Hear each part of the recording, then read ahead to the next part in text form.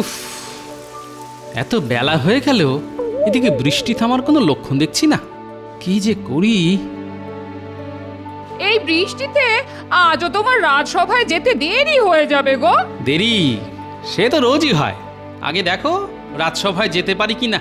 যা বৃষ্টি হচ্ছে, এই বৃষ্টিতে যেতে গেলে যে পুরো ভিজে যাব, আর ভিজে গেলেই অসুখে পড়বো। তখন এই তোমাকে এই আমার সেবা করতে হবে বলে দিলাম। মরণ, সে তো আমার রোজই তোমার সেবা করতে হয় গো। রোজ রান্না করো, ধুতি কেচে দাও, এগুলো কি সেবা নয়? যত সব। আমি বলছি বৃষ্টি ধরলে তবে যাবে। বৃষ্টি থামবে বলে মনে হয় না। না, আমার আজ রাজসভায় যাওয়াও হবে না। এত কামাই করলে না, এবার তোমার চাকরি যাবে। তোমার আর কি, যত সমস্যা তো আমার। কি হলো গো? বাড়ি ভেঙে গেল গো। হায় হায় হায় হায়। আহ গিন্নি, একটু চুপ করো দেখিনি, দেখি ভালো করে কি হলো।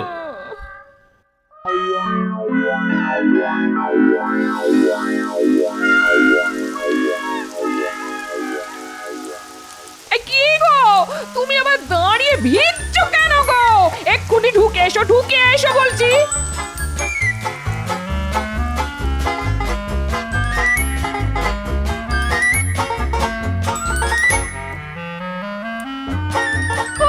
অনেক হয়েছে ওই মাথা মোছা।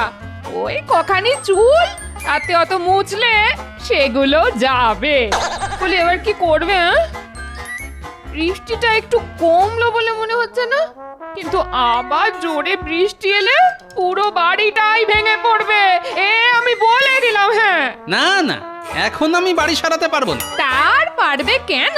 কিপটে বুড়ো, বাড়ি ভেঙে পড়লে তুমি এই বাড়িতেই বসে থাকবে, আমি বাপের বাড়ি চলে যাব, এ আমি বলে দিলাম। হ্যাঁ আহ গিন্নি, খালি এক কথা, যেটা বোঝো না সেটা নিয়ে আর কথা বলো না তো। তাই না?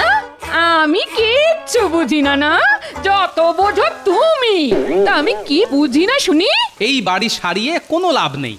এটা তুমি ঠিক বলেছো। আমার বহুদিনের শখ একটা দোতলা বাড়ি। বাবা, বহুদিনের শখ, আগে তো বলনি, এই প্রথম শুনলাম। বললে কি আর তুমি পারতে? এখন বানাও, একটা দোতলা বাড়ি বানাও তো। আচ্ছা, একটা দোতলা বাড়ি বানাতে কত খরচা তোমার ধারণা আছে? ও সব আমি শুনতে চাই না। তোমার যা দরকার তুমি মহারাজের কাছে চাও। দেখি কি হয়। এবারে ফসল বেশি বৃষ্টির জন্য নষ্ট হয়েছে, প্রজারা ঠিকমতো খাজনা দিতে পারছে না। এই সময় মহারাজকে দিতে পারবে? বলি অত ভাববার কি আছে? তুমি সাহায্য কেন পাবে না? তুমি আগে চেয়ে দেখো। তবে মহারাজ না দিলেও আমি কিন্তু কিচ্ছু শুনতে চাই না। হ্যাঁ, আমার দোতলা বাড়ি চাই। হ্যাঁ হ্যাঁ গিন্নি, তুমি হচ্ছে সীতার মতো, খালি বলে সোনার হরিণ চাই, সোনার হরিণ চাই। এদিকে আমি রামচন্দ্রের মতো বনবাসে যেতে পারলেই বাঁচি। আগে দোতলা বাড়ি বানাবে, তারপর তুমি বনবাসে যাও আর যেখানে খুশি যাও। আমার কোনো মাথা ব্যথা নেই। মাথা ব্যথা তোমার হবে কেন? আমার মাথা তুমি ব্যথা করে দিচ্ছ। উফ, একবার মুখ ফসকে কি বলে ফেললাম, ব্যাস অমনি শুরু হয়ে গেল। ধুত্তের। রাজসভায় গোপাল কাল আসেনি, আজও এখনো পর্যন্ত এলো না। না, আমার বিশেষ চিন্তা হচ্ছে। আপনি শুধু শুধু চিন্তা করছেন মহারাজ। গোপাল এমনিতেই ভীষণ কুঁড়ে, এটা তো সবাই জানে। মন্ত্রী, তাহলে তুমি বলতে চাইছো রাজসভায় আসতেও গোপালের আলস্য? না না না, এটা আমি বিশ্বাস করতে পারছি না। মহারাজ, গোপালের সব কিছুতেই আলস্য। আমি একটার পর একটা উদাহরণ আপনাকে দিতে পারি। তা কিরকম শুনি? আপনি যখন কোনো সমস্যার কথা বলেন, তখন আমরা সবাই কত রকম আলোচনা করি, কিন্তু গোপাল প্রায় চুপ করে থাকে। আমি এই ব্যাপারে গোপালকে জিজ্ঞাসা করেছিলাম। গোপাল আমার কথার উত্তরে কি বলেছিল জানেন? না, জানি না, তা এখন বলো। গোপাল আমাকে বলেছিল ওর কাজ হচ্ছে মহারাজকে হাসানো, কারণ ও রাজসভার মাইনে করা ভাঁড়। জটিল আলোচনায় নাকি ওর নিজেরই হাসি পায়, তাই চুপ করে থাকে। বেশ বেশ বেশ, আরও আছে মহারাজ। আচ্ছা, সে কথা না হয় পরে শোনা যাবে, তার আগে জানতে চাই গোপালের খবর কারো কাছে আছে কিনা। মহারাজ, গোপালের সাথে আমার আজ সকালে দেখা হয়েছিল। তো সেই কথাটা আগে বলবে তো। আমি দেখলাম গোপালের মুখ ভার, প্রশ্ন করাতে বলল ওর বাড়ি নাকি ভেঙে গেছে। গোপালের বাড়ি ভেঙে গেছে? কি সর্বনাশ! তাহলে গোপাল কি এখন পথে বসে আছে? না মহারাজ, ওরকম ভাঙেনি যাতে গোপাল পথে বসে। তুমি কি নিজের চোখে দেখেছো পণ্ডিত? না মানে কি বলেছি মহারাজ, দেখুন আর একটা নমুনা। গোপাল হচ্ছে মিথ্যে কথা বলার রাজা। আসলে নানা ছুতোয় ওর আজকে কামাই করার শখ। দেখুন, বৃষ্টিতে নদীতে ভালো মাছ পেয়েছে, সেই মাছ বসে বসে ধরছে।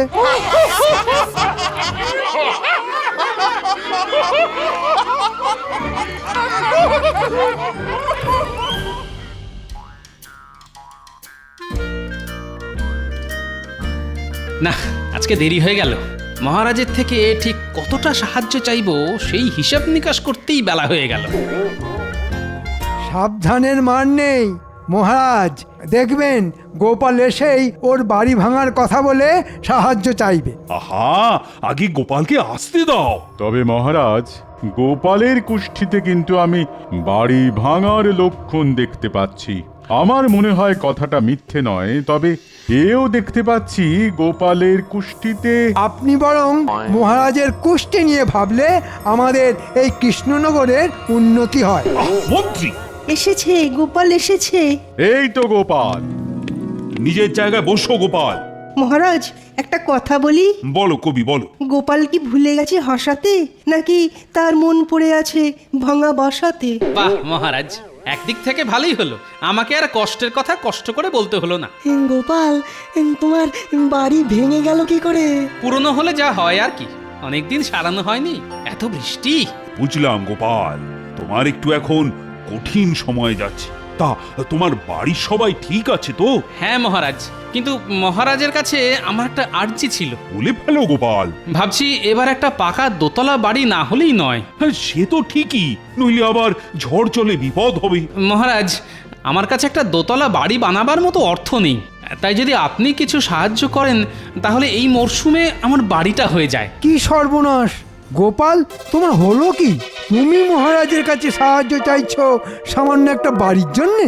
মন্ত্রী মশাই, একটা বাড়ি কখনো সামান্য হতে পারে কি? নিশ্চয় গোপাল, যেখানে রাজ্যের প্রজারা ঠিকমতো খেতে পাচ্ছে না কারণ ফসল নষ্ট হয়েছে, সেখানে তোমার বাড়ির জন্যে মহারাজ কি সাহায্য করতে পারেন? গোপাল একটা দরকারি চেয়েছে, আর এটুকু সাহায্য আমরা রাজকোষ থেকে তো করতেই পারি। না মহারাজ, রাজকোষের অবস্থা খুব খারাপ। আমি খাজাঞ্চিকে এক্ষুনি ডেকে আনছি, যদি আপনি অনুমতি করেন। ঠিক আছে, ঠিক আছে মন্ত্রী, তুমি খাজাঞ্চিকে ডেকে পাঠাও। মহারাজ, খাজাঞ্চি নেই, ওকে বাইরে থেকে আমি ডেকে আনছি।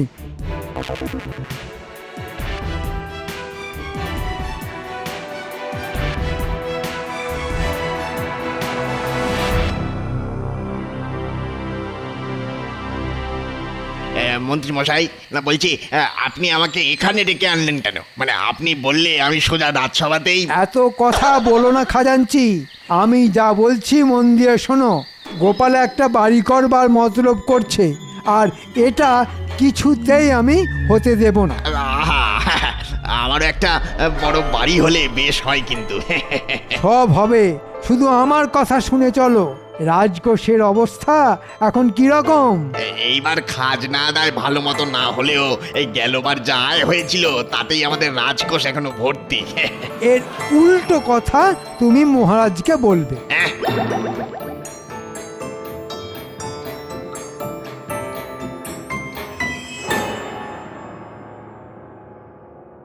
মন্ত্রী, তোমার অনেক দেরি হলো যে। মহারাজ, আমি খাজাঞ্চিকে খুঁজেই পাচ্ছিলাম না। খাজাঞ্চি ওর বাড়িতে ছিল না।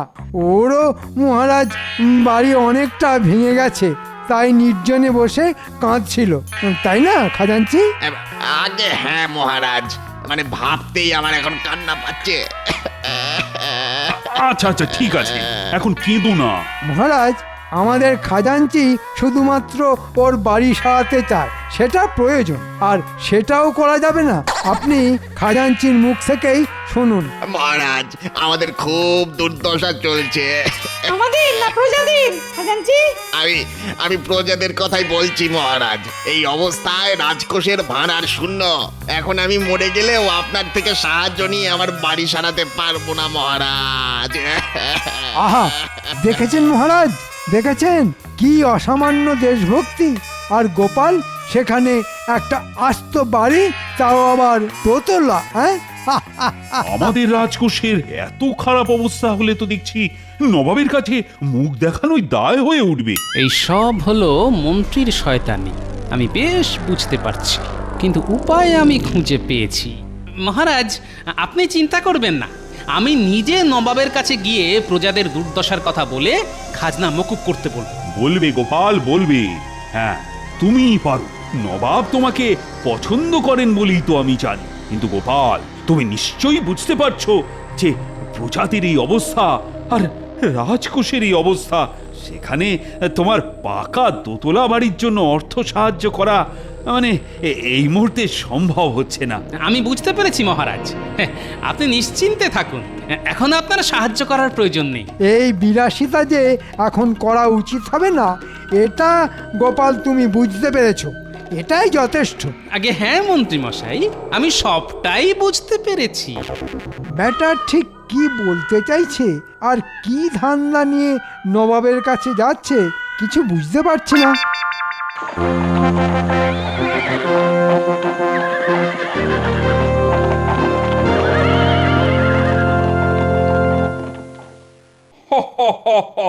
গোপাল, তোমাদের রাজা কৃষ্ণচন্দ্রের এমন অবস্থা যে তোমার একটা বাড়ি করার জন্য সাহায্য করতে পারছে না। আগে নবাব বাহাদুর, কি বলবো, আপনি নিশ্চয়ই জানেন কৃষ্ণনগরে কি পরিমাণ বৃষ্টি হয়েছে, প্রায় বন্যার অবস্থা।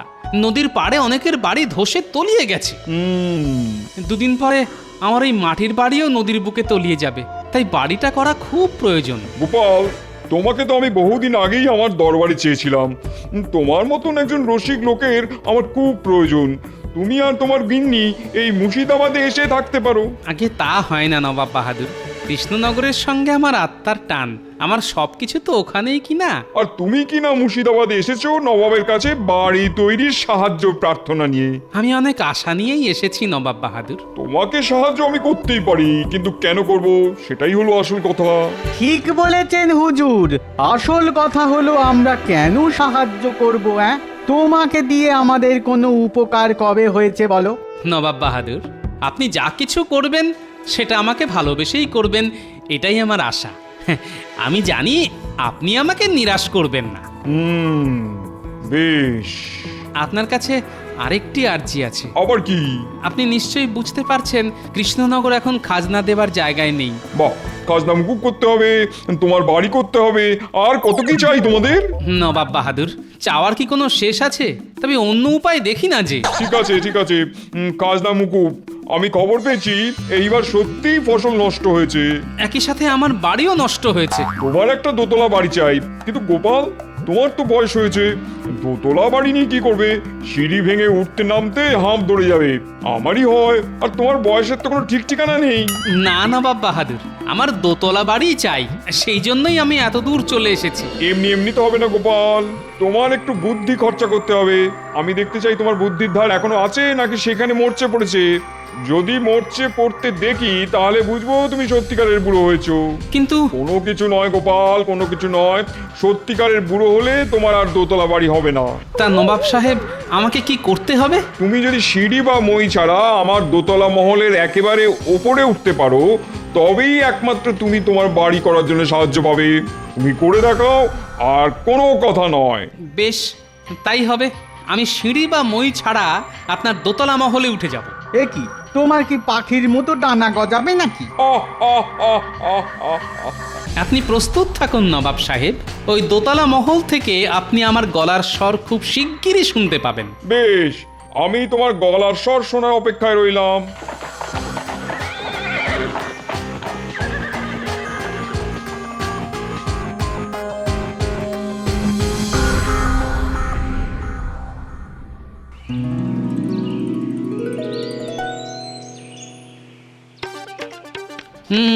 খুব বড় মুখ করে তো নবাব বাহাদুরকে বলে দিলাম, কিন্তু মাথায় যে কিছুই আসছে না।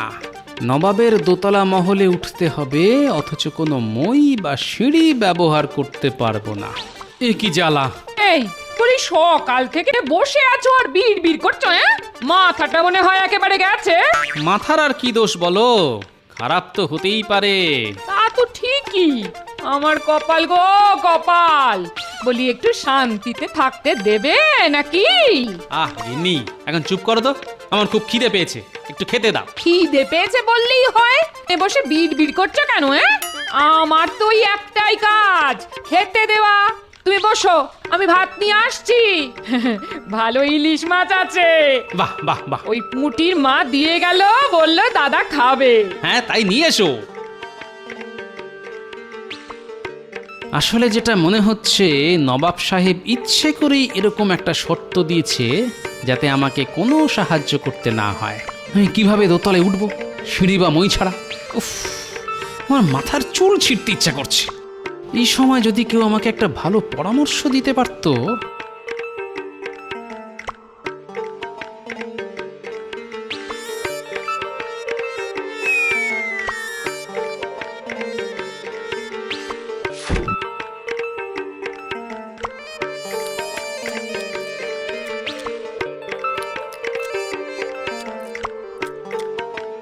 আরো একটা মাছ দাও দেখি, আর কয়েক হাতা ভাত দাও। বাবা, লোকের মুখে শুনি বয়সকালে খাওয়া কমে যায়, এর দেখি উল্টো। যতদিন যাচ্ছে তত খাওয়া বাড়ছে, বেড়েই যাচ্ছে। খেতে হবে না, কত চিন্তা আর পরিশ্রম বলো তো আমার। পরিশ্রম করলেই আমার খিদে বেড়ে যায়, বুঝলে? কি ছাইপাঁশ বসে বসে চিন্তা করছো আর বলছো কিনা পরিশ্রম করছো, হ্যাঁ?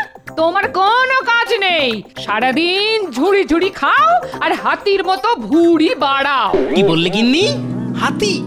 বাহ গিন্নি, তোমার জবাব নেই। আমলো যা, হাতির কথা শুনে এত আনন্দ হলো কেন, হ্যাঁ? ভীমরতি একেই বলে। ওর নাম কি মাহুত? নাম ওর চঞ্চল, কিন্তু কিন্তু ও খুব শান্ত হাতি, যা বলি তাই শোনে। বাহ, তাহলে তো বেশ। এই শোনো, মুর্শিদাবাদ যেতে হবে, বুঝলে? অনেকটা দূরের পথ। তা তোমার চঞ্চল শান্ত থাকবে তো? আগে উপযুক্ত পারিশ্রমিক পেলে চঞ্চল শান্ত থাকবেই। হ্যাঁ হ্যাঁ, বুঝেছি বুঝেছি। আগে চলো, ঠিক মতো থাকলে পারিশ্রমিক নিয়ে চিন্তা করতে হবে না। আজ্ঞে হুজুর, যথা আজ্ঞা।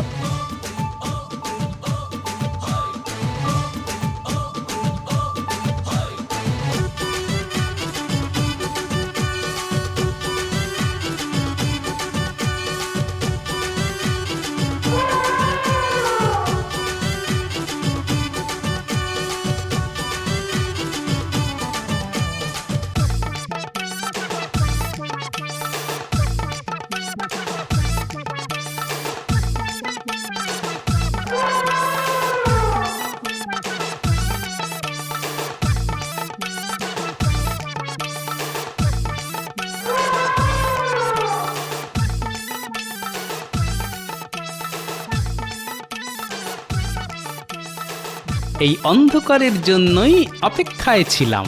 চল রে চঞ্চল, আস্তে আস্তে ওই দোতলা মহলের পিছনে গিয়ে দাঁড়াই।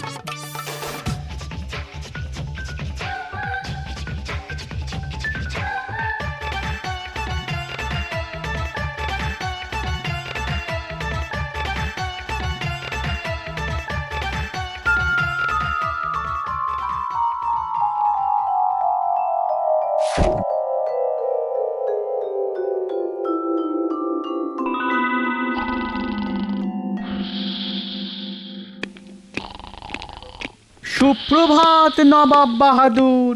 মার্জনা করবেন নবাব সাহেব, কিন্তু এমন একটি ঘটনা ঘটেছে যে আপনার ঘুম ভাঙাতে বাধ্য হলাম। কি ঘটনা উজির? আমাদের এই দোতলা মহলের বারান্দায় গোপালকে দেখা গেছে।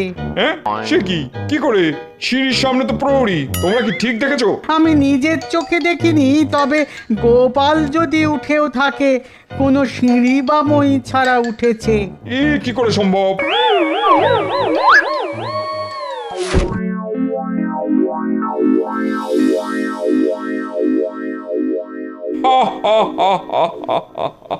কেউ নেই। উজির, আগে যে গুজব ছড়াচ্ছে তার আমি গর্দান নেবো। নবাব বাহাদুর, তাই তো, টুকি কিন্তু গোপালেরই গলার স্বর। টুকি, কিন্তু ওকে দেখা যাচ্ছে না কেন? ভূত নাকি? নবাব বাহাদুর, টুকি উজির, শিগগিরই খবর নাও গোপাল মরে গেছে কিনা। গোপাল, টুকি। গোপাল, গোপাল তুমি কোথায়? তোমাকে দেখতে পাচ্ছি না কেন? যদি মানুষ হও তাহলে সামনে এসো, আর যদি ভূত প্রেত অন্য কিছু হও তাহলে এক্ষুনি চলে যাও। না শুনলে নবাব সাহেব, ভূত হলে তো গর্দানও নেওয়া যাবে না। হ্যাঁ হ্যাঁ নবাব বাহাদুর, আমি মানুষই আছি বটে। তুমি উঠলে কি করে? চঞ্চল,